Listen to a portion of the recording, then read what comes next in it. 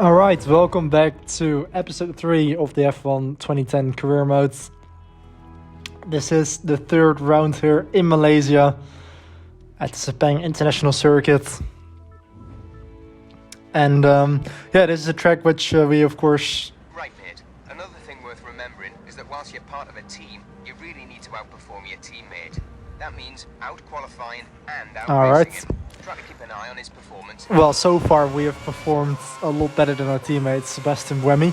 But this is a track which isn't on the modern F1 calendar, of course. So it is nice to revisit it, because I do actually quite like this track. Of course, fortunately, we still have it in a MotoGP. But we had a bit of R&D testing, I believe, here in practice. Or we're just doing a couple of laps to build up our speed, build up our rhythm. We improved to 138. And I headed back into the garage to make a couple of setup adjustments. It's always a bit of a challenge every weekend to figure out the right setup, because, like I explained as well in the previous episode, this game is very different, of course, compared to all the other F1 games and the modern games. So decided to up the first gear ratio a little bit, and actually I decided to lower it, but it's still higher than the rest, so you can shift down into first gear for extra rotation without actually having too much engine braking.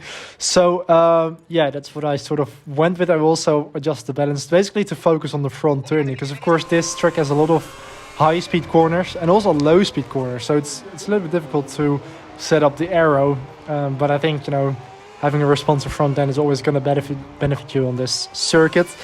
This is now the start of qualifying. You can see it's actually raining, which I believe is the first time we've actually driven in a wet on this game. But the pace is actually pretty good. We put in a 141.988 on our first lap. As Timo Glock exits the pit lane there right into our path. And we actually spin around. Fortunately, we don't actually get a penalty for it, so the game actually solved that. That wasn't my fault.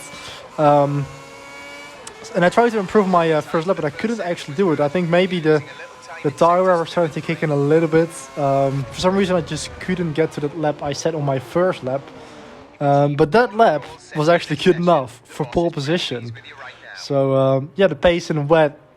Paul, that's Paul. Congratulations, that was a fantastic qualifying session. It's actually very good.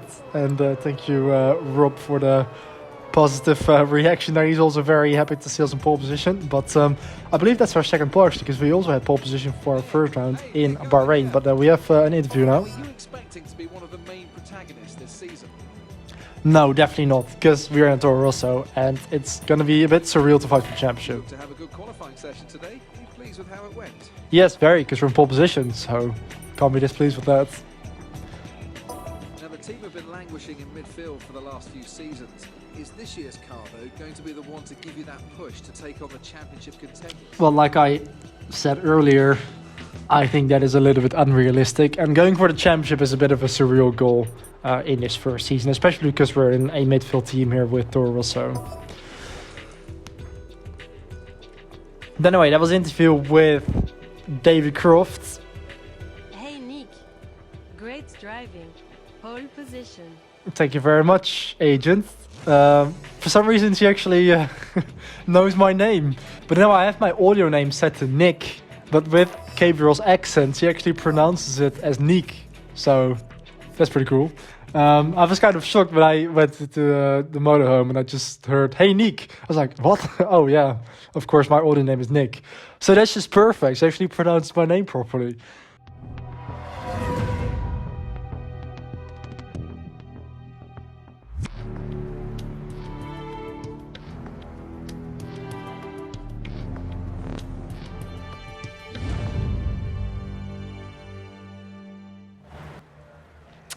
Here we are for the race. So starting in pole. And it's still raining here on Sunday, but it's a little bit lighter, so we are going to go for inters. This is the first time we are actually starting on pole position, of course, because we didn't start from first position in Bahrain, because we had a 5-place grid penalty for speeding. Also, for some reason, I think park for me isn't actually a thing on the F1 2010 game, or I don't have it enabled. So I can actually adjust the setup still. But am I gonna adjust anything? No, it looks like I'm keeping it the same way. Or am I going to adjust the arrow maybe to up the rear wing? Yes. We're going to go for 9.6. Just have a bit more grip in the rear end. I think I forgot to cut this bit out. Because I don't think it's very exciting to look at me typing in wet. But yeah, this is going to be the setup for the race. And hopefully we can actually fight for our first race win, or even our first podium. No, we had our first podium in Australia, didn't we? Already forgot. Did we finish on the podium? I think we did. Yeah, I think we finished in second between the two Red Bulls. So we're starting in pole position in front of the two McLarens. So let's see if we can get our maiden victory of the F1 2010 career mode here in Malaysia. The team are expecting something special after your points finish last race. Don't disappoint them, mate. Yeah, hopefully we won't disappoint them. Lights are on red, and we're away for 11 laps here at the Sepang International Circuit. Having a pretty good launch there off the line. And it looks like we're actually going to maintain P1 as we head into turn 1. Lewis Hamilton actually had a slightly better start there, and he runs it in very deep forces as well, which allows Mark Webber to go through as well. We've got Sebastian Vettel on the left. We're in a Red Bull sandwich. Vettel hits us on the left side, but there, and we've got Mark Webber on the right. We've lost 2 positions. We are settling into P3 now with Vitaly Petrov behind us in the Renault. So let's see if we can stick with Hamilton and Mark Webber now at the front. Felipe Massa now overtakes Vitaly Petrov, as our engineer is advising us to go for the move on Mark Webber. Can't find a way through there just yet. As already Lewis Hamilton actually has quite a sizable lead. He's already pulled away from about a second. And Rob wanting us to be careful if we go for it. We go up the inside here into the hairpin. And that's now up into second place. I forgot what corner number that is actually. It's 1, 2, 3, 4, 5, 6, 7, 8, 9. Yeah, I've caught up on the corner names now. Anyway, onto lap 2, you can see I actually lose the back end there under braking, which actually allows Mark Webber to get through on us again. So again, we have the same sparring partner as we had in Australia, fighting with Mark Webber for the same position as well for P2. But of course, it was Sebastian Vettel who was leading last time out. This time it's the McLaren of Lewis Hamilton. So yeah, still in P3 here on lap 3 as we now cut to lap 5. And you can see I actually got on the curb there, which completely made me lose the back end as Petrov runs into the side of us and basically pushes us into a 360. We've got Robert Kubica the other right now overtaking us as well. So that's a costly mistake there, just getting on the curb, which is of course very slippery in the wet, which spun us around and has now dropped us out of the podium positions. Now fighting with Robert Kubica for P4. We've got Felipe Massa behind us as well. And we're also closing in on the pit stop window because Kubica actually goes off into the pit lane there. So hopefully we can overcut him. You can see the tires are getting pretty worn as well as we now cut to the end of lap 6. We are going to come in on this lap. We've actually taken over the lead because everybody in front of us pitted as I run wide into the pit lane. I almost do a Maldonado from 2011. But I just avoided the wall there. And breaking down for the pit box. Let's hope that Toro Rosso can give us a good stop here. It's a 4.6 second stop, so that's actually alright for 2010 standards.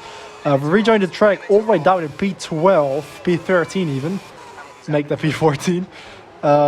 So yeah, we are behind this train unfortunately. We are back into a lot of traffic, but a lot of drivers in front of us haven't pit yet. They're doing the overcut. So we didn't fall back down that much. We're effectively still in the top 10.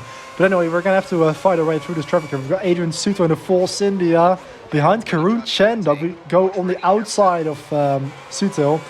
And now we have to find a way past on this HRT, which is of course a lot slower than our car. We go on the outside here into this long left-handed turn 5, which turns to the inside of turn 6.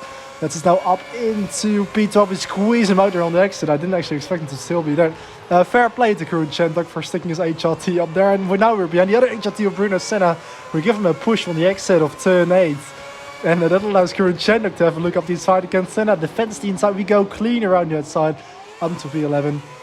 It's a bit of an unfair fight, of course, because we are in a much better car. Catching up to Jano Trulli now in the Lotus. So yeah, all of those backmarker teams are doing the overcut seemingly. As we close up on the Italian here in the Lotus car, we go up the inside nicely there into the penultimate corner, back into the top 10. You can see Felipe Massa has actually jumped us in the pits, so he did the undercut on us as we now skip to lap 8. There's actually yellow flags, and you can see there on the right, that was a Renault of Robert Kubica who actually spun off there into the grass, so that's one free position. So yeah, pretty interesting to see Kubica making that mistake so far into this race. He must have had a snuff of oversteer or something. Maybe he made the same mistake as we did going over the curb. Speaking of going over the curb, we do the same thing there next of the penultimate corner, which cost me a lot of momentum there on the back straight, and that allows Jensen Button now to get through on us. So hopefully we can actually stick with him. You can see the rain has actually stopped. The track is drying out a lot, and we are really burning through this set of tires. You can see the tire on the right there. Those intermediates are pretty much shot, as we are under attack now of Robert Kubica, who spun earlier on. He tries to go on the outside, and he has the better grip there on the exit. So Kubica now takes over P5 as we start with the final lap here.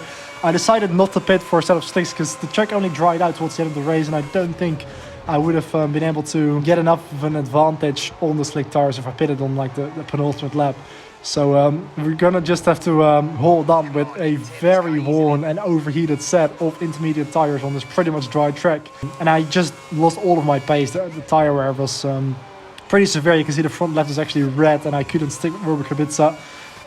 We still have the other Renault of Petrov behind us, and as we come out of the final corner, we finish the race in 6th place. So yeah, at least we scored some points there. But of course, after starting from pole position, the expectation was probably a little bit higher than that. But at least it's a good haul of points. Nice drive. Well done. And at least Rob is actually very pleased with that, so he's always positive. So yeah, that was the race. We finished 41 seconds behind Lewis Hamilton in the end, which is a big margin, of course, especially in an 11-lap race. So yeah, I mean, I guess that was decent. I think we minimized the damage. We didn't really make any major mistakes, and we did still score a couple points. We are now in 4th place in the championship, 26 points. So yeah, I guess we shouldn't expect too much, of course, considering we're in a Toro Rosso as well.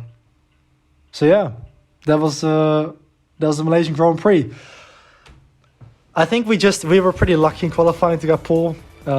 And maybe my pace was better over one lap, and maybe my pace was better in like full wet conditions than the sort of changeable intermediate conditions that we had in the race. But at least we gain in reputation as well, almost to level 7, because we beat the team objectives. And the next round is gonna be in Shanghai. So yeah, looking forward to that. Hopefully we can just continue this run and finish in the points. But this is where I'm going to end it for episode 3 of the F1 2010 Korean Championship. So yeah, I hope you've enjoyed this race, and I'll see you for the next round in China. So thank you very much for watching. Enjoy the rest of your day, and I'll see you in the next one. Goodbye.